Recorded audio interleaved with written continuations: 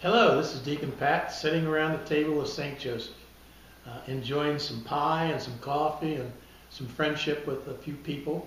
Some of those people are you.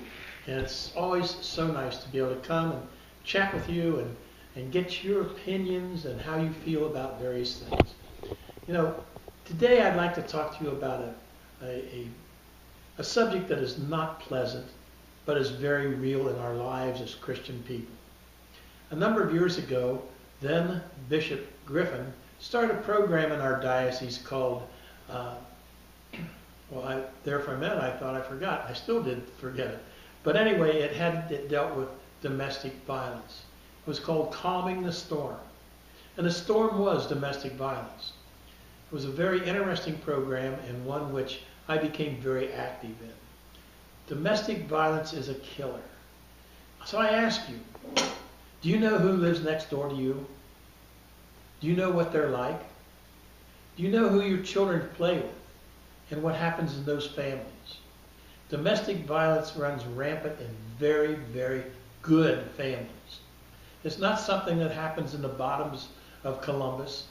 It happens in every neighborhood, whether it be Dublin or Hilliard or Plain City. It doesn't matter what the neighborhood is like.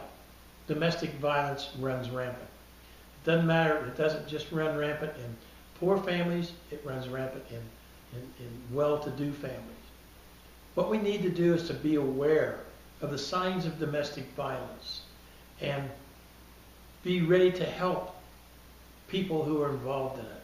The horrible thing about domestic violence is it includes and damages the lives of small children. They are witnesses to the atrocities that happen. I can tell you many stories from people who I have dealt with in domestic violence, but we don't have the time.